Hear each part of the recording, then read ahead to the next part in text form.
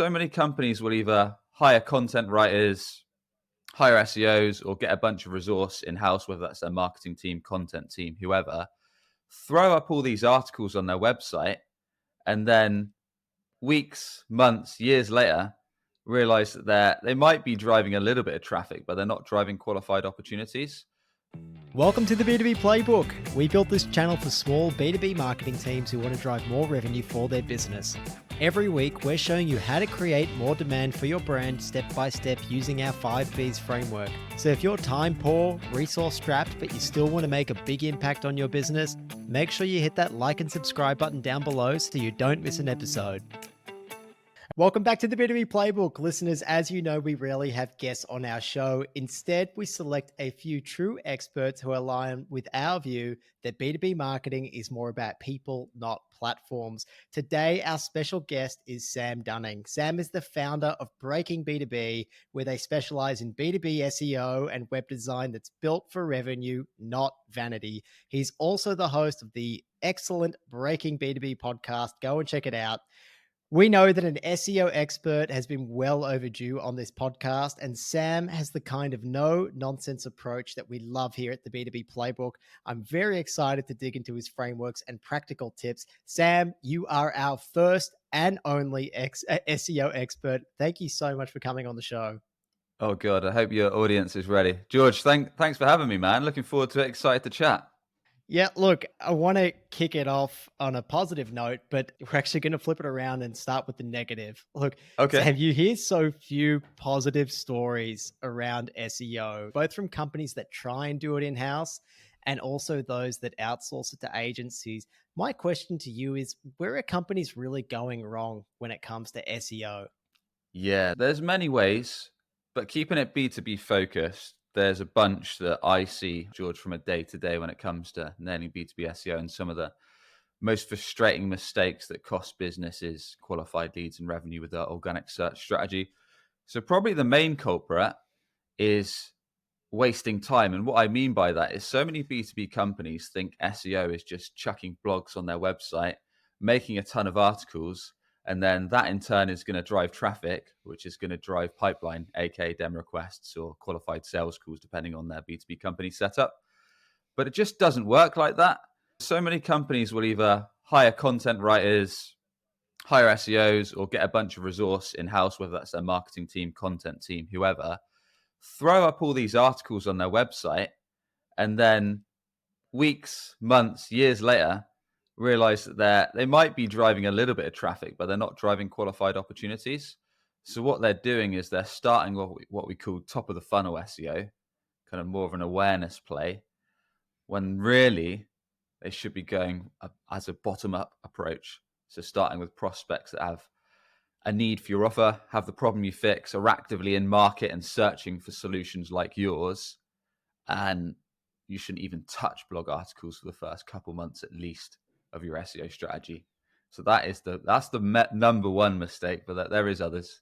We had Lachey Lewis on the podcast a couple of weeks ago, and she said something very similar. She's totally dedicated to creating bottom of funnel content, and that's absolutely where people should start. I guess I would love to know from the listener's point of view, if they're tackling that bottom of funnel content first, and if they're doing all the things that you're going to tell them to do in this episode, what can a company expect from great SEO? Is it just about getting more traffic, or what are we actually really looking for? Yeah, so every business is going to be slightly different depending on where you're at, i.e., if you're a low ticket SaaS solution, maybe even your PLG product led growth, and you're more focused on free signups, then you're probably going to see a truckload more impact in the sense that signups and demo requests and that kind of stuff. Whereas if you're more high ticket, be it software sales or more of a customized service delivery, then naturally you're probably not going to get quite as many leads as compared to the other end of the scale. But every business we want to help, we want to work with, we want to see bottom line revenue impacted. So yes, we want to drive qualified leads and pipeline, but as a result of that, when you talk about all the time, George, B2B is far from linear. It's quite rare that someone searches for your offer or variation of what you do or the problem you fix, and the first time they ever see your website, they're going to click through and book that demo. There's so much more that impacts it. So the good thing about SEO is you can be part of that B2B journey. you can show up, you can make that impression, you can build that mind share, you can start building trust and confidence with your audience. So yeah, they might flick onto your page, then they might flick off, then they might get retargeted with LinkedIn ads, then they might speak to their execs, then they might come back to your website, then they might listen to your podcast, then they might search for you again. So as you know, it's B2B's messed up, but SEO is one piece of the puzzle. It's an attribution nightmare, and everyone's trying to figure it out, and people are spending big dollars to figure it out. I want to go into a little bit later some of the metrics that people can track to see, is our SEO working? Are we going to expect to see some results from it soon? But before we get there, I still want to just stay a little high level and Mhm. just say, look, if our listeners do implement a good SEO strategy, when is the right time for a business to really start to invest in it? When do we really want to start dedicating resources to it? It's a tricky one, right? And I'm probably one of those weird guys that actually tries to steer a lot of B2B businesses away from SEO because it does need some resource. Or if you don't have that resource in house, it needs some cash to spend either with content writers, developers, or even an SEO company or agency. So, certainly, if you're early stage B2B business and you're not funded, be it a service or software company, many times, if you don't have the resource to pump into creating good content, updating your website, and doing all this stuff we're going to talk about, I'd probably steer you away. Quite often, I say, look, if you're a small business and you're bootstrapped, get up an MVP website that clearly shares what you do, problem you fix, how you help, proof of results, and easy way to get in touch. Start building your business, start getting some revenue first. Don't worry about SEO. Use your network to get some cash in the bank. Don't even think about SEO until you've got some recurring revenue flowing. However, if you're a bit later stage, and you are in a category that's got some demand. So what I mean by that is you are in a sector that is known, i.e., people have the problem you fix, people are aware there's a solution to fix it. You've got some cash to spend with a company, or you've got some resource in house to make it happen.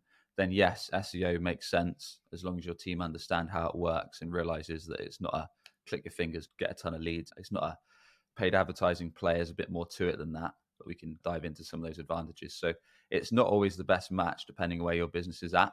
That makes a lot of sense to me. When we shared our framework quite recently, someone commented and they said, "Hey, I noticed that you don't have SEO in your own framework for demand generation. We listed the three major stages in our framework that we think a business should go to at very high level. Initially, it's all about deeply understanding who your best customers are, doing everything you can to document who their ICP is and where they hang out and who influences them, all that kind of stuff. The second stage is then how do we build relationships with them? And helpful content is a really key component to that. And then the third stage is like, how do we amplify all that? How do we make it go faster? And that's really where we look at how do we then distribute that? To me, SEO fits in that third stage of it's almost like another distribution channel that is at a business's disposal. Would you say that's fair? Mostly, yeah. There's a few nuances to it. You're right. SEO, when done best, certainly in the B2B space, is a demand capture channel. You've got prospects that already know they have a problem, or they're already at that tipping point where they realize this issue has got so frustrating, I need to get a solution to fix it, whether that's a piece of software or service. So they've searched on Google best X software or solution for this or something similar. And then on the basis your website shows up top, they're going to click through and perhaps book a demo or book a sales call. That's where SEO is at its best for driving revenue. But if you're going earlier in the funnel, that's where it can be as a bit of an argument that it's more of a demand creation play, i.e., people are searching for how to get jobs done. People are searching for frustrations around the problem you fix. They're asking questions specifically around your niche and your offer, but they're not quite ready to buy. And that's where they might go to an in-depth, long-form article that kind of talks about those problems. They probably aren't going to buy now, but they might subscribe to your newsletter. They might then dive in and check out your podcast or check out your YouTube channel, and then you'll continue to educate them, entertain them, etc. So that's where I'd argue there's a bit of a demand creation, a bit of a demand gen play with SEO, but SEO at its best is capturing prospects ready to speak to sales. Yeah, I can see that. That makes sense. You mentioned jobs to be done, and I've seen you say before that marketers, whoever's doing SEO, should consider the jobs to be done framework. But I haven't heard a lot of people talk about it in terms of why that's really important for SEO. Would you mind running us through first what the jobs to be done framework is and then how you can use it to drive your SEO. It's essentially jobs to be done is, I think it's Bob Moster that invented it, but it's basically a framework of how is your prospect getting a certain task or job done today, and what is the thing that's getting in their way or the tipping point of when they realize that how they're doing this process today isn't perhaps as good as it could be, or they've met a frustration that's a bump in the road where they realize there's actually a better way that I could be doing this. It's maybe in business sense, it's costing me a bit of revenue, it's costing me overheads, we're costing time, we're losing resources, whatever that could be from a business perspective. But let me give you a kind of tangible example. So one I used on a post I did on LinkedIn the other day could be, let's say, maybe you've got an outsourced sales team, you've got a BDR team or your SDR team, and maybe they haven't realized yet that the power dialers exist. So they're using their mobile phones, they're searching for contact records, and they're thinking, this is a really slow, cumbersome process. I'm trying to get all these contact details. Each one I've got to manually dial. So they maybe think this has got to the point where it's costing us time. We're not hitting our numbers. We're not having enough qualified conversations. There must be a better way. So in that case, they might search for Google for something like how to dial mobile number or how to dial numbers quicker with my mobile or something like that. How to have more qualified conversations with my mobile or cell phones. They search that. Your article comes up and it says, what you can do is you can buy a list from a data provider, etc. But this is how our solution's placed to fix that. We actually offer something called Power Dialer. This is where you can connect to the Power Dialer, chuck in your CSV file full of 1,000 records, and you can dial 300 numbers in an hour. So what I'm saying is jobs to be done is all about someone gets a process done a certain way today. They reach a tipping point where it becomes frustrating. It stops them from making progress.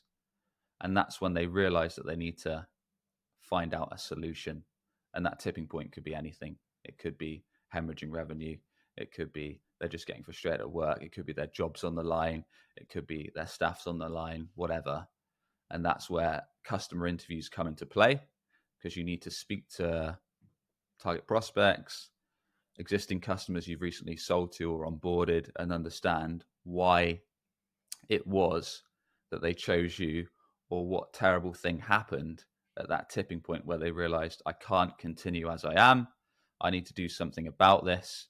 And that's why they chose you. So understanding kind of those juicy frustrations, those juicy problems in your client's world, and realizing what that tipping point is or where they stop making progress.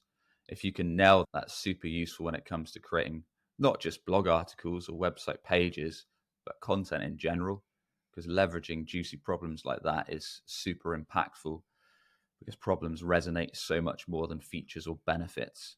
People hate to have negative things happen to them. It makes them anxious. So if you can resonate with those anxious feelings and say, look, are you, in my case, kind of juicy problems, are you tired of seeing competitors ahead of you in organic search stealing traffic and inbound opportunity? Or are you frustrated that your website is failing to generate a steady flow of qualified leads? If you know those problems inside out, you can leverage them on your ads, website copy, blog articles, then address your offer as the solution to fix those kind of bleeding neck problems. That's where job to be done kind of works really well. So it sounds like a great framework for like putting yourself in the customer's shoes and trying to find those who are what we would call like problem aware, or maybe even solution aware. Like with the problem aware, you're starting to Google questions around the issues that they're having, and that's what you want to service, and then tie them into solutions as well and lead them down that garden path. Yeah, because it all shows that you understand your target prospect, your target ideal customer profile, and you understand their world, and you understand where they typically, from your experience, stop making progress. And then you can basically say, we know why this is happening. This is one way of doing it, but our solutions are a far better way of feeling the impact of that frustration you're right now. So in the cold calling team's situation, manually dialing mobiles or dialing cell phones, look, get a power dialer. It's literally going to 5x your productivity. You're going to be less stressed. You're going to have more impact. You can have more qualified conversations. And then this is our software. This is a free way to sign up and just producing that. But jobs to be done is great for evergreen content, searchable content, probably YouTube videos too, articles, but it's still quite top funnel. So I still wouldn't encourage doing that as one of your first SEO activities. I'd encourage doing it, but but I'd probably do it a little bit later along the line once you've got that bottom of funnel stuff all nailed. And look, that's the reason why I think you're such a great fit to come on as our SEO expert, because I suppose some of the frameworks that we use are really the same, and it starts with the customer, not the platform itself. And what's interesting, I think, is so far in this conversation, we've been talking about SEO for 15 minutes already. I haven't once heard you say anything about looking at keyword volume or getting tons of traffic or using tools like Ahrefs. And maybe we're going to get there. But yeah, do you have a comment on that as to why we haven't started there? I'm not that bothered about software and tools these days because what you'll find is a lot of tools, SEMrush, Hrefs. I've done work with Hrefs, right? They've partnered with me on content and all kinds of stuff. And they're great tools. But one thing you've got to remember about a lot of SEO software, especially in the B2B tech and service space, is they're working on historical data. So they're working on what people have searched in the past. So one thing SEOs and marketers in general can get too hung up on is what have people searched for previously, not what are they searching for now. And there's something we can dive into as well, which is really cool in B2B, is something called zero traffic searches, where these tools like Href, SEMrush, etc., will show a query, a keyword as zero volume. But if it's something that a prospect is often asking you for on prospecting calls, sales calls, customer service calls, it's a problem they're commonly bringing up, or it's an offer they're constantly asking for, or it's a question they're constantly bringing to the table. If that's constantly coming up, and you create content on that, there's going to be a little bit of demand. There's going to be not much competition. So when someone searches for that keyword or on Google and sees either your article or your solution page, you've basically got a free lead because there's so few competitors in that zero keyword space.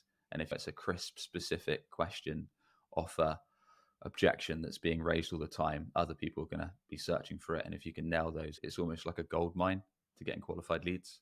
Oh, I love that. Okay. What marketers then need to have a regular process of mining those insights from sales and from the customer themselves directly, right? This isn't really stuff that's probably going to show up in any search reports in Google Search Console at all. Is that right? Yeah, pretty much. I mean, it might show up, say, a few months down the line. For yourself, if you're sitting on whether it's sales calls, CS calls, customer calls, and they're constantly bringing up a certain question, certain objection, or asking for something, there's demand because you're hearing it day to day or week to week. So building an asset out that directly addresses that. So, for example, a while back, I built something called the B2B SaaS SEO playbook. No one else had that resource, but we were getting asked all these questions. So I thought I built a super long form article with that and all those questions entailed in this long form page.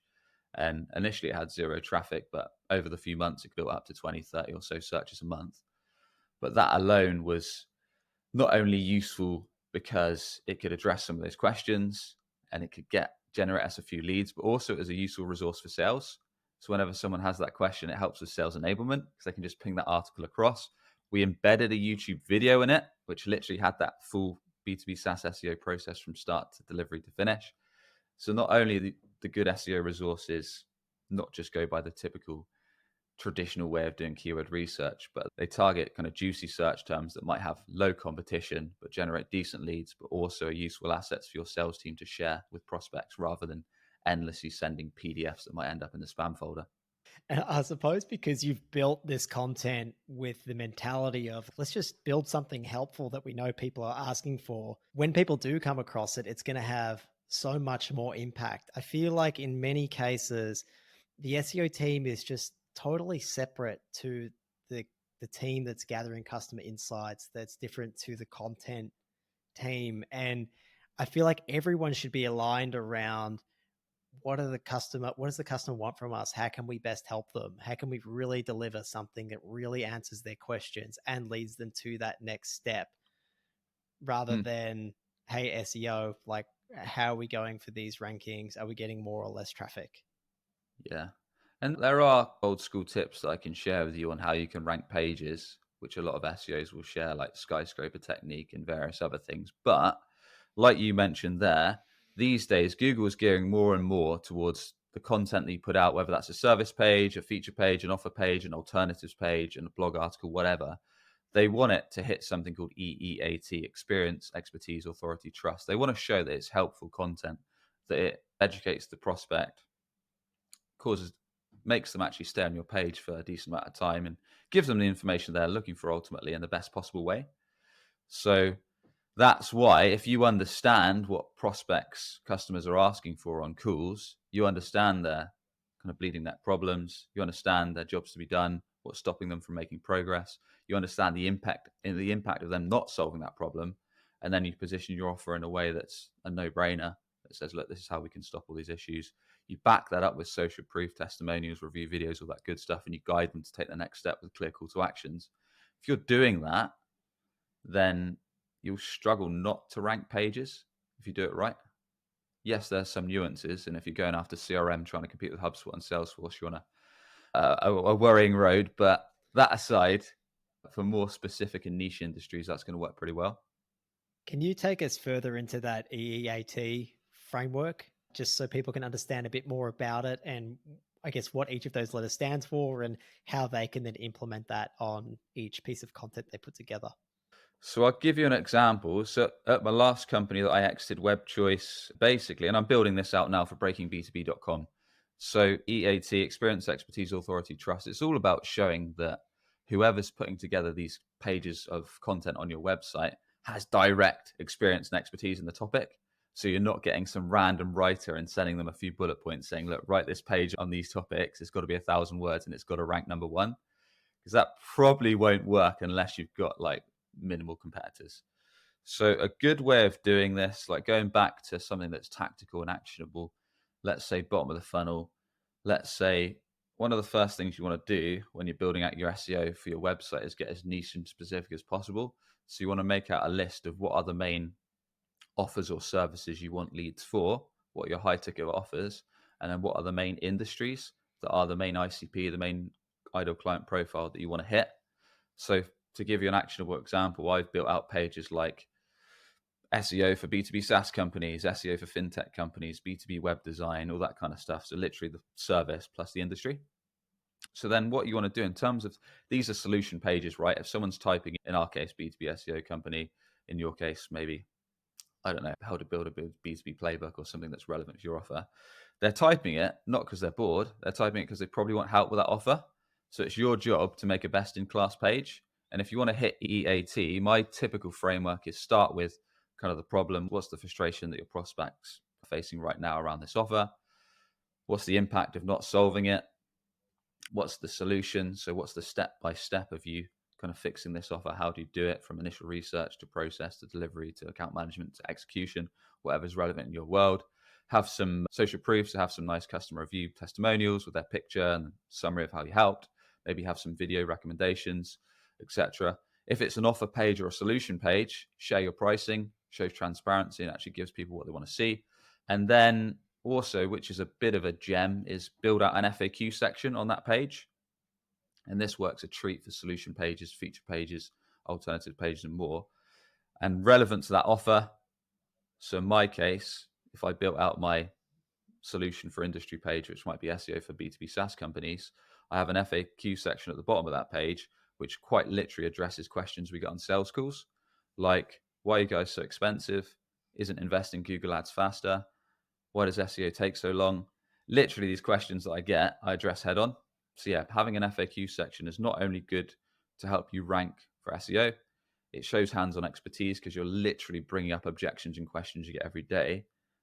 And it reduces buyer anxiety because these prospects are going to ask you these questions on sales calls. Why not hit them head on your pages? So then it's going to save you stress, going to qualify out tire kickers, and even again gives your sales team a useful resource to point people to.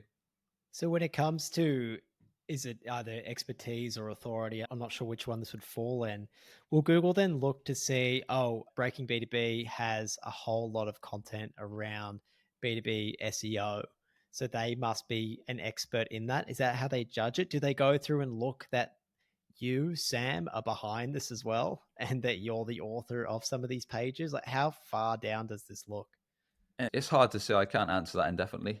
It does help if you, like you say, if you, what you can with article and solution pages, you can say that you can put a little image of yourself and said written by author. Sam Dunning or whoever built it out. You can do that stuff. There is a few nuances. The reason I say build out niche offer and then industry pages initially from a B2B service company perspective is because there's less competition. So ultimately with SEO, you want to go bottom of the funnel, attracting prospects ready to buy now, and you want to go in the least competitive space possible. So that's why if you pick solution plus industry, most of the time that's less competitive. Now, if you're in SaaS, you might do that, but you might also do alternatives, i.e., if you're selling proposal software, you might look at terms like Proposify alternatives or some of the other software alternatives, because prospects that are looking for alternatives to competitors are normally quite high intent and looking for maybe a better deal. Now, with that said, how are you addressing experience? How are you addressing authority? What does Google look out for? No one truly knows all the signals. And the reason I say get as specific as possible with your offers on the bottom of the funnel is because there's less competition and your website needs less authority. So, for example, I've recently fired up this business, breakingb2b.com. We've got like a domain authority of 8 because the website's only been live two or 3 weeks, but I've already built out maybe 20, 30 pages doing the exact process, and some of them already ranking. So that shows that kind of going niche and specific as possible, even with a low domain authority like myself, because I've only got about 12 or 14 backlinks at the time of recording this, is worthwhile. Once you get more competitive, George, once you get into more generic terms rather than solution plus industry or alternative keywords, etc., when you go generic, like, I don't know, CRM software, proposal software, SEO agency, whatever is the generic term around your offer, then it's going to be a lot more competitive. And that's when having a website with a lot of authority and solid backlinks in play is going to be in your favor. Because if you start building out pages that you want to rank for those generic keywords, it's just not going to happen unless you've got some decent authority and some decent links built up. But starting with niche, long form solution pages, offer pages, alternative pages, service pages is a smart way to go, because quite often you can get those ranked a lot faster when you follow those best practices around matching EEAT. So that's a great advice on where to start. And I guess people should combine that with other lower funnel, high intent content as well to try and capture any existing demand out there. And then do you just recommend people work their way up the funnel beyond that? Exactly. Literally get with your team. And one of the first exercises you want to do is just list out like what are our main offers that we want to get leads for? What are the main services we want to be working with? Let's list out every single opportunity there and make sure we've got pages around all those offers that are best in class, that do all those things we talked about. Show clear examples, expertise, social proof, call to actions, and show that we are the subject matter expert with FAQs, etc. Build all of those out, exhaust that fully. That's going to take you a couple months, I'd imagine, at least, depending on the size of your team.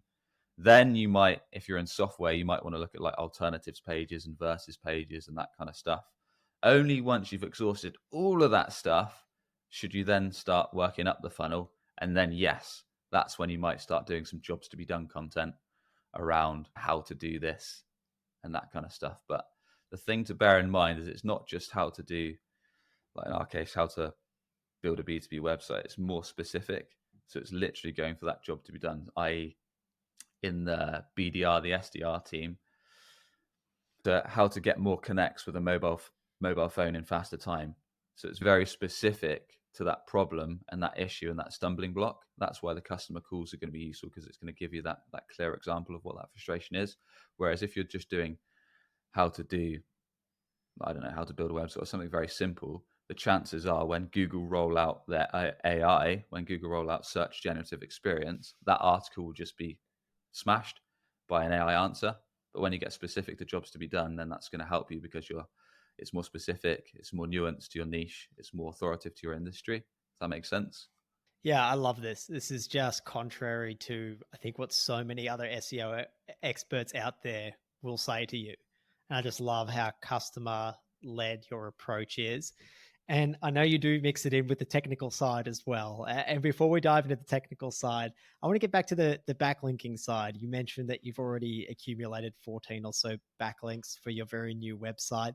How important are backlinks still? Are they a really important factor?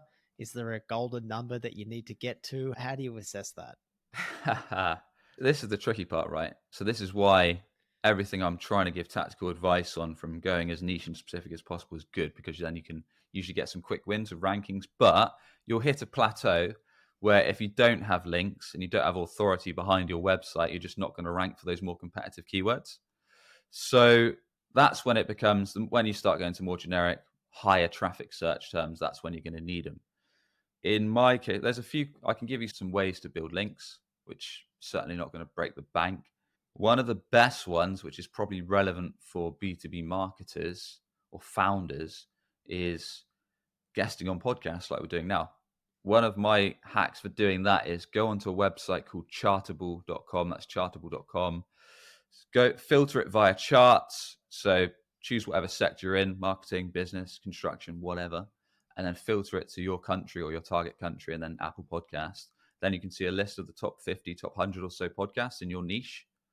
Look at the ones that are accepting guests, find out who the host is, connect with them on LinkedIn, but don't do a generic 10 paragraph email. Send them a painfully short LinkedIn connection request. So something like, hey, Steve, or hey, Jess, loved your recent episode on XYZ. I've got some insights on this topic. Would you be against a conversation around it? Something painfully short that opens the curiosity gap. They're not quite sure what you're talking about and opens dialogue for a question. I'm able to leverage a bit more because I've got a top 10 B2B marketing podcast, so I can just drop that and say you're against a convo, and it usually works. But in your case, pick something they've recently talked about and then ask if they're open to a conversation or against it. Do that to each day. Say, let's do 5 or so, 10 or so connects from that chartable list in your niche. And then, yeah, get on their show. Obviously, give a valuable episode that's actionable. And then at the end of it, ask them to give a link back to your website, to one of your target keywords or one of your target pages. That's going to slowly build up some decent backlinks because you can get on some decent shows. Another way to build links is to do a partnership prop. So find out, you've probably got some of these already, right? So in our case, B2B SEO and websites, we partner with LinkedIn ads agencies, CRM agencies, etc., who are industries, agencies, companies that are not direct competitors, but go after the same customers. So you probably know these already. I can tell you ours, but you might have some, right, George, that you can link out to? I'm guessing. Yeah, absolutely. Yeah, complementary businesses that we refer people to or that we work closely with or will recommend. And I'm sure there are people who would absolutely be open to doing this to help each other out, right? Everyone playing the game together, helping each other win.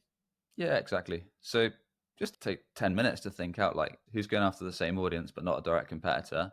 If you're not connected to them already on LinkedIn or elsewhere, then start reaching out to, again, a couple of these a day is all you need to do.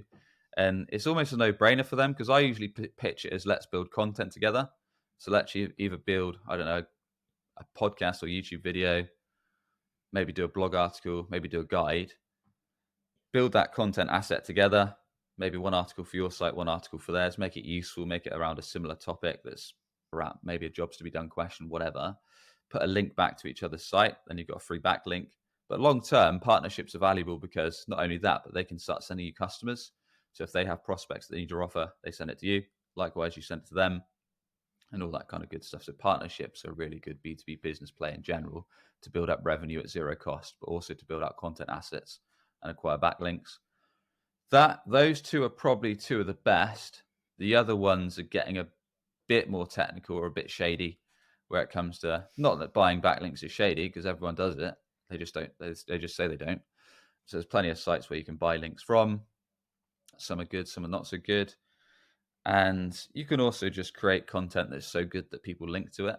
So when you start doing your own research, i.e., you do an article that's super long form on a dedicated topic.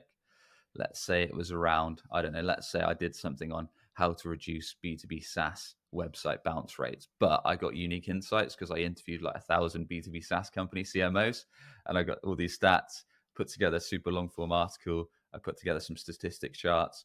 I put together a video walkthrough, and then people just naturally started linking to it because this asset was so amazing. It was like the only one of its class. People would search for it, find it, and just start linking out to it. So that's another way. Those are a few ways you can build links that won't break the bank. And that's the last one. That's probably the most future-proof way as well, I'm guessing, because the content is just so damn good. The Yeah. cream has to rise. to the top. That's awesome. And I love those suggestions, those really practical tips on how to get backlinks. And again, ultimately it all comes back down to people by finding the other person who's in charge of partnerships or content marketing, whatever it is in that other business. You're just trying to make each other's lives easier.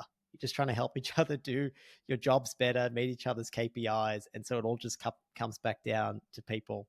And that's why I really, really love that approach.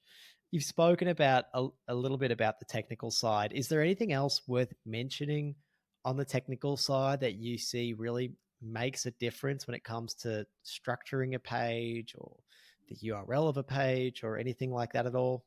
Yeah, you'll notice that I'm not the most technically minded, hence why I'll always work with developers.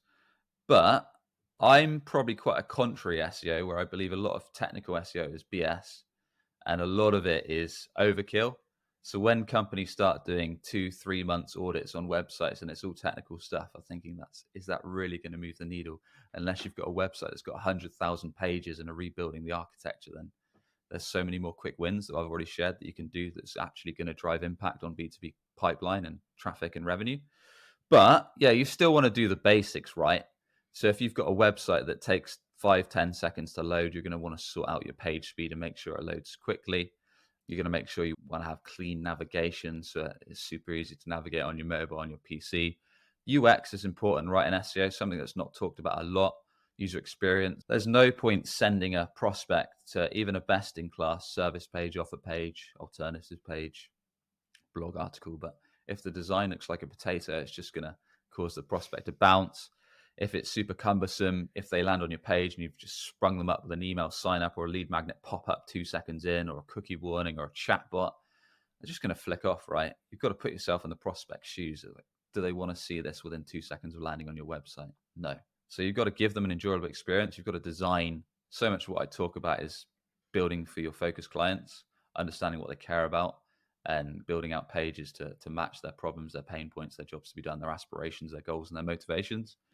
And if your design looks awful or you're just forcing all this stuff upon people, they're going to bounce. And that's more UI, UX than technical, but it's still relevant. And of course, you can't be afraid to position your offer as a solution. So you've got to have compelling copy and clear call to actions.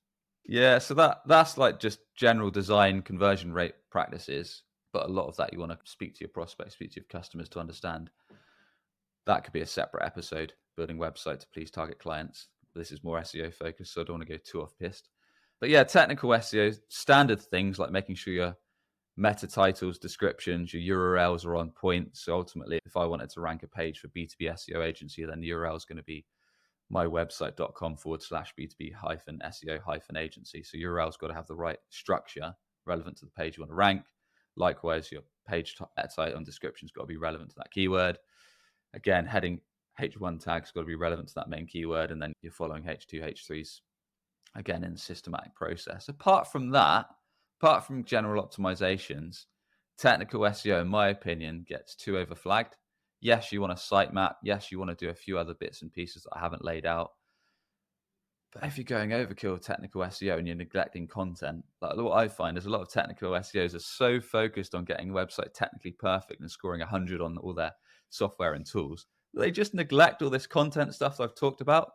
And most of the time, Google's actually, from my opinion, I've ranked pages that haven't been the best from a technical perspective, but because that content has been written with a prospect first, a customer first approach based on what I see on the cold face of sales calls every day, it's just outranked other companies. That's what I'm seeing day to day. So I think get the technical SEO basics by all means and do a good design that's fueled from customer research. But content is king when you do it right. So what I'm hearing then is right for the customer first and then Google second. Google's pretty smart. So use the frameworks that you've laid out, write the content that addresses that, and then to please the Google gods. Are you then doing a little bit of keyword research around it and then trying to match some of your headings to those searches to help it out there? Yeah. So I'd still do keyword research. So like we talked about a bit earlier in the show, if we're starting with our niche keywords, our niche pages that we want to rank, i.e. solution page for industry and that kind of stuff, or software for industry, those kind of keywords, Yeah, we're going to do keyword research. So we're going to make sure it's actually relevant, or we might tweak the type of page title or keyword that we're going for. So we're going to tie it up, which has a little bit of search volume. Yeah, so that does come into play. And another thing that I'd probably do is for each of those pages that I'd want to rank, I'd type the keyword into Google. I'd see what was ranking top in organic search now. I'd review that page and I'd make notes. So I'd literally grab out my pen and paper and make notes of every angle that I think that page falls short on and where I can one up it. So it might be that, I don't know, if you land on a solution page and mostly they've talked about your product. So you're going to dive into a bit more about the problem, the impact of not solving it. Maybe they've only got one testimonial. So you start putting in some nice video testimonials and some more detailed reviews. Maybe you also embed a YouTube video in there and you put a full on practical walk guide of how to do it. What I found as well, which is another tip, is if you embed YouTube videos, sometimes that in the search results on Google can actually come up as a nice little thumbnail with the article. And not only that, if you do a video walkthrough on the guide that's going after the same keyword, is that video can then rank in the video section. So if you, for UK anyway, George, if you type in B2B website and B2B SEO or B2B SaaS SEO, for some of those, I'm ranking on articles and also ranking in all three videos of the video section. So it's a really nice way to steal a ton of real estate in organic search. But yeah, basically that's the skyscraper technique. You literally review what's ranking page one and you look for ways that you can one up that with angles that they haven't covered. With that YouTube video, I noticed that you said that was a deadly combination is if you have a well-researched, well-written piece and then a YouTube video on that topic to embed in it, that's a really deadly combination. And that's just something that we have naturally been doing because we do our content around the podcast episode that we did that week. So we try and have a really nice article along with it, Yep. the podcast embedded and the YouTube video embedded. And I noticed that we were starting to rank pretty well for some demand generation terms that pages haven't really been around for very long. And when I saw your LinkedIn post around it, I thought, oh, maybe it's because of what we've been doing there with YouTube. I don't know the exact science behind it, but for me, just like yourself, it seems to work. I don't know if it's because with Google, like I said, I think it might be because you're offering something a bit extra. It might be the fact that Google own YouTube and they think, yep, they're embedding more of our own assets. It might be because it's strengthening that expertise and that experience element of EEAT, because you're not only having an article, but you're having that extra layer of a video walkthrough that's super relevant to that offer, that page, that solution, or whatever. And also the bonus of it is that it gives a chance for prospects to stay in your ecosystem.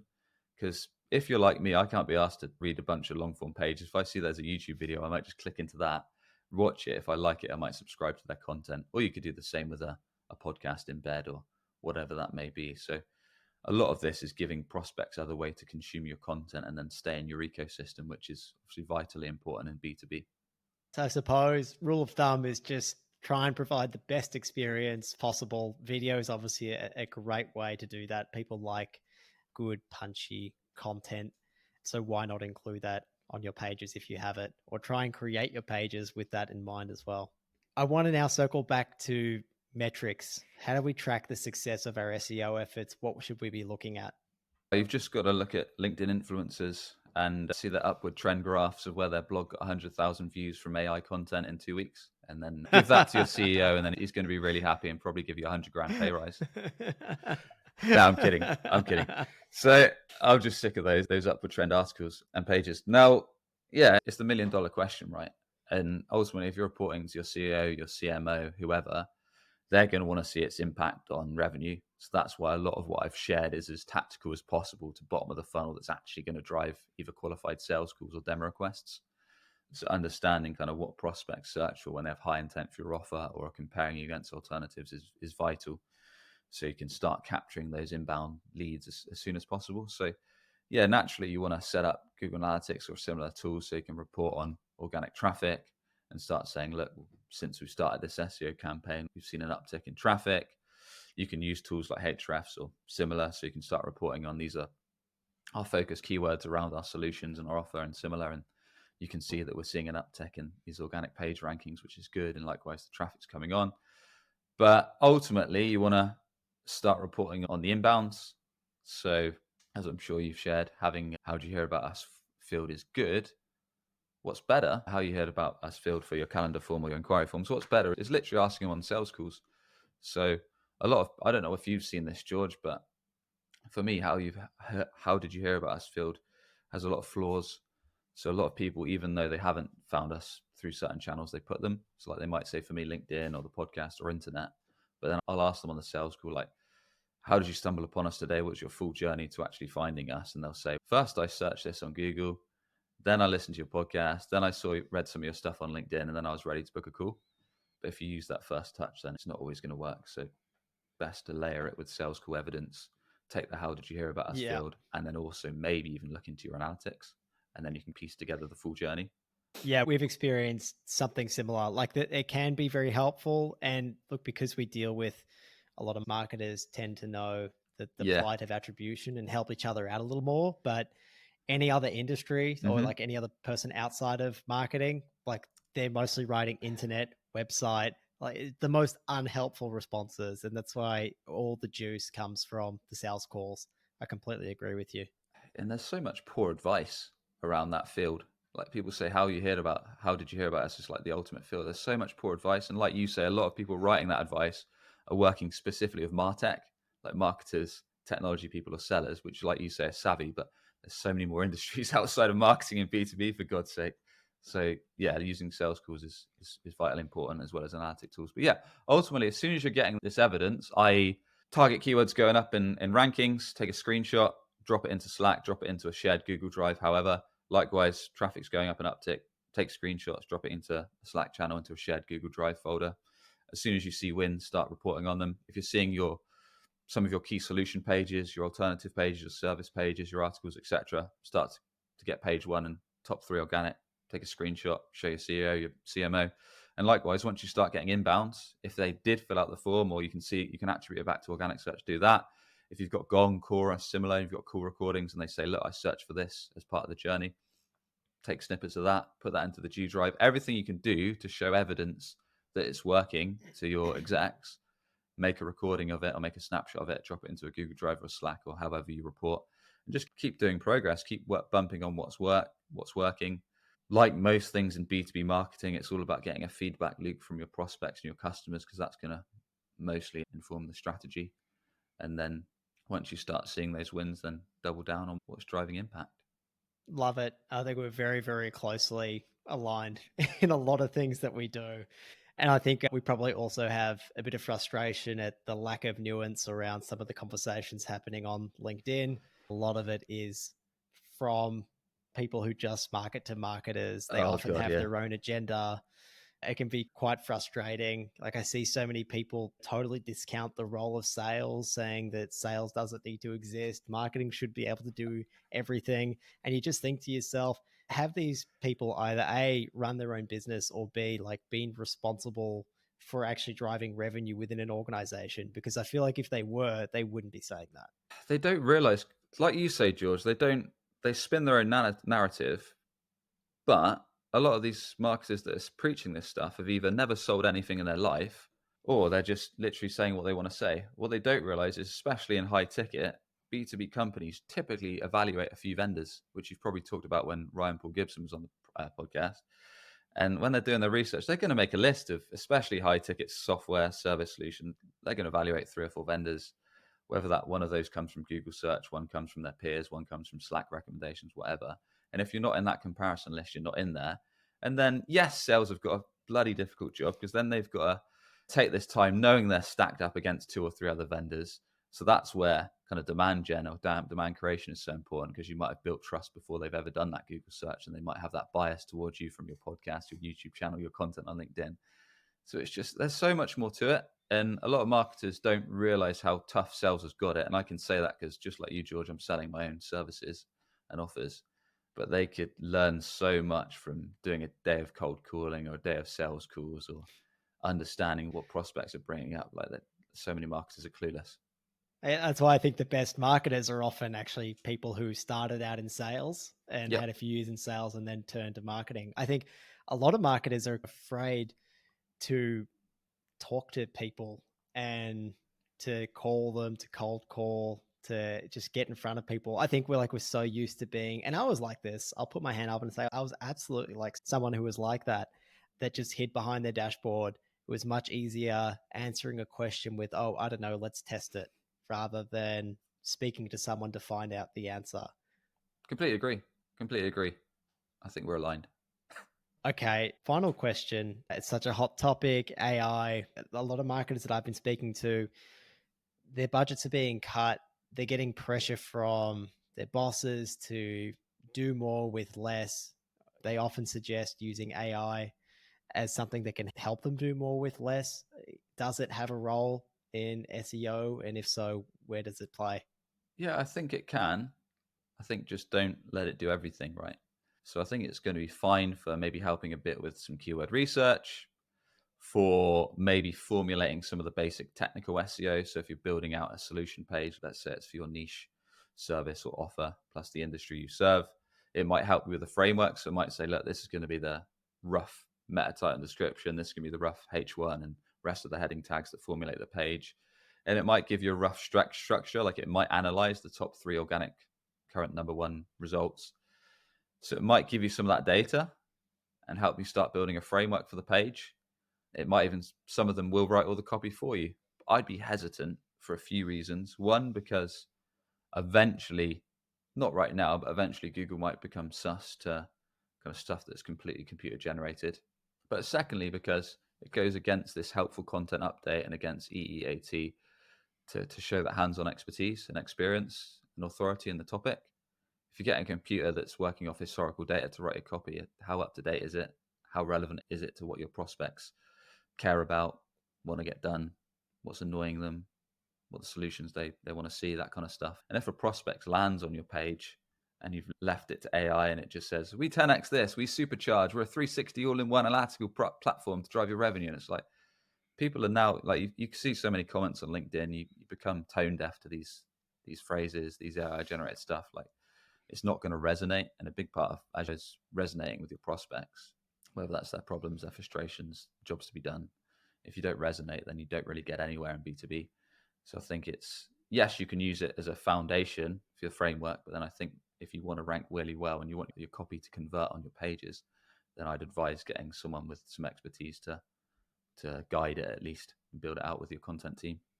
Yeah, sage, evergreen advice, I'd say. For some of our middle of funnel and top of funnel content, we've been feeding the transcripts of our podcast recording, which forms the basis of the article, and then have a series of prompts to then pull out a whole lot of direct quotes and just give us like a really good base, which Nice. then we'll still go through and edit. I think it takes like a 4-hour task down to maybe 1.5 hours, whereas people think it's going to take a 4-hour task down to 5 minutes. And I don't know about you, that's where I feel like a lot of people go wrong with AI. It's just not there yet, is it? It's just not there yet. And yeah, you can do that. And yeah, a lot of SEOs will show you pictures and screenshots on LinkedIn where they've ranked 500 pages in 2 hours. But what's the real impact? Unless you're an affiliate website or something like that. Like, why would I want to do that in B2B? Unless I'm doing all these kind of generic information pages for a company like ZoomInfo or Lusher, where I just want to do all these generic technical pages for all the industries and that kind of stuff. Yeah, it might have a play there, but if I want pages to really resonate, like we've talked about, and actually get high ticket B2B prospects engaged in our offer, trust us, and then eventually become a customer, in my opinion, it's just a waste of time unless you just use it, like you say, for the basis right now. All right, well, there you have it, listeners. It's largely a waste of time unless it's really informed by the customer solving the problems that they need solved. Sam, you've been so generous with your time. Again, look, I just love your no nonsense approach to this stuff. It just aligns so well with the frameworks that we speak about. And I just love that it's all so deeply centered around that deep understanding of the customer and helping them solve problems, giving them what they want. Before we round out the conversation, is there anything else that you'd like to add or direct our audience's attention to? I think that's pretty much it. Yeah, if you've got any questions, I'm on LinkedIn messing around each day. So I'll post daily SEO and website tips. So feel free to connect me there. Also run a B2B marketing podcast where we interview practitioners and I share tips each week. That's Breaking B2B. Or if you've perhaps been listening to me drone on and maybe thinking some of this resonates, i.e. tired of seeing competitors above you in organic search stealing inbound opportunity, or maybe your website isn't driving a steady flow of sales calls or demos, then feel free to reach out. It's breakingb2b.com. Beautiful. All right, listeners, we'll link to that in the show notes and on our website as well. Sam's going to get that backlink just like he spoke about. It's absolutely fantastic. Make sure you follow his journey. We'll link to him, his LinkedIn as well. He posts not just once, but 3 times a day somehow. It's always good stuff. Sam, thank you so much for your time. Cheers, George. Well, that was a bit of a trip down memory lane in some ways for us, wasn't it, George? Talking about all things SEO again. But at the end of the day, it's awesome to see how great SEO these days still seems to align perfectly with our 5Bs framework. And I'm glad to see that leaders like Sam are showing the way from the SEO side as well. Yes, SEO is my first love with marketing. It's what really got me into it. And look, I really loved Sam's no nonsense approach to SEO. It's not based on overly complicated and technical website work. It's still grounded in producing great content that's based on first-hand customer insight, which is something that you and I just don't shut up about. And listeners and viewers, Kevin and I really loved these key points from Sam. And the first one is one that we've heard a lot of from Lachey. We've spoken about it ourselves, and it's about working your way up the funnel, especially when it comes to SEO. Start with niche, detailed pages that's actually going to have a revenue impact. And once you're done with that, then start to move onto those generic industry terms. And if you don't have that solid recurring revenue yet, then SEO is probably not something worth pursuing just yet. So that was a very interesting part of the conversation where Sam really talked us through when SEO should be more of a focus for a business. And to our delight, he also said not to bother too much with SEO tools and technical SEO, particularly at the beginning. Get the foundations in place for sure, but focus on that customer research and insights to build great content that's actually helpful, because that's the stuff that is really going to move the needle once you have those very technical, very simple foundations in place. All right, listeners, go and find Sam Dunning on LinkedIn and check out the Breaking B2B podcast. And as always, Kevin and I are just so stoked that more and more of you joining us every Monday by listening to the podcast or watching us on YouTube. And if we could ask one thing, it would be to please pass the show on to someone who would get value from it, or do us one better and leave us a short review on whatever platform it is that you listen or watch on. It's a huge help to us. It's a great help to our future listeners, and we really, really appreciate it. A huge thank you to Sam again. Thank you, Kevin. Thank you, listeners and viewers. Take care and catch you next week. Thanks, everyone. Take care and catch you all next week.